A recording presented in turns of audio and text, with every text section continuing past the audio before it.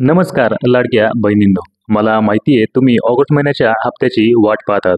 परंतु त्या अगोदर आपल्या ज्या महिला व बालकल्याण विकास मंत्री आहेत त्यांचा हा व्हिडिओ पहा. एक माहिती समोर आलेली आहे की जवळपास 12,000 पुरुषांनी लाडकी बहीण योजनेचा लाभ घेतलेला आहे. त्याच्यामुळे सरकारला 162 कोटी रुपयांचा चुना लागलेला आहे. मी याआधी सुद्धा अनेकदा या संदर्भामध्ये आम्ही म्हटलेलं आहे की लाडकी बहीण योजनेच्या बद्दल चांगलं आणि वाईट दोन्ही पद्धतीचे ऑब्सेशन्स लोकांना झालेले आहेत. जवळपास 26,000हून अधिक महिला या बोगस लाडक्या बहिणी निघाल्या आहेत. त्यामुळे सरकारने जे योग्य लाभार्थी आहेत त्यांना लाभ मिळावा यासाठी एक प्रोसेस केली आहे, ती म्हणजे ई-केवायसी प्रोसेस. तर तुम्हाला ही ई-केवायसी प्रोसेस करावी लागणार आहे. ती कोणाला करायची आहे, ती कशी करायची आहे व ती कोणाला करावी लागणार आहे हे सर्व तुम्हाला मी सांगणार आहे.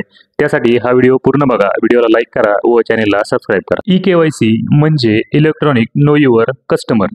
ई-केवायसी मध्ये तुमची माहिती डिजिटल पद्धतीने पडताळली जाते. आता ही ई-केवायसी करायची कुठे?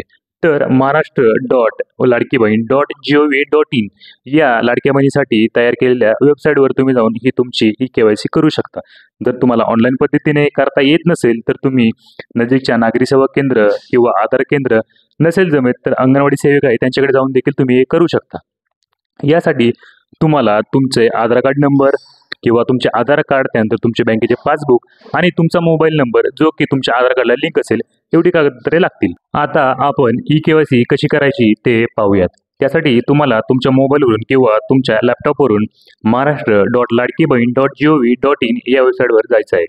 त्यानंतर तुम्हाला त्या ठिकाणी मुख्यमंत्री लाडकी बहीण योजनेचे लाभार्थी ई-केवायसी प्रक्रिया असे लिहिलेले दिसेल. तुम्हाला त्या ठिकाणी त्यावर क्लिक करायचे आहे. त्यानंतर तुमच्या पुढे आणखीन एक पेज ओपन झालेले दिसेल, जिथे तुम्हाला प्रथमतः तुमचा आधार क्रमांक टाकायचा आहे.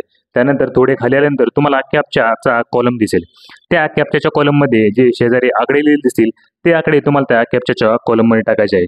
तुम्ही खाली आला तर तुम्हाला आधार प्रमाणीकरणासाठी संमतीपत्र दिसेल. ते वाचून तुम्हाला त्याखाली मी सहमत आहे असे लिहिलेले दिसेल व त्यापुढे एक सर्कल दिसेल. तुम्हाला त्या सर्कलवर क्लिक करायचं आहे. त्यानंतर त्याखाली OTP पाठवा असे लिहिलेले आहे. तुम्हाला त्यावर क्लिक करायचे आहे. जर तुमचे नाव लाभार्थी यादीत नसेल तर तुम्हाला स्क्रीनमध्ये दाखवल्याप्रमाणे संदेश येईल.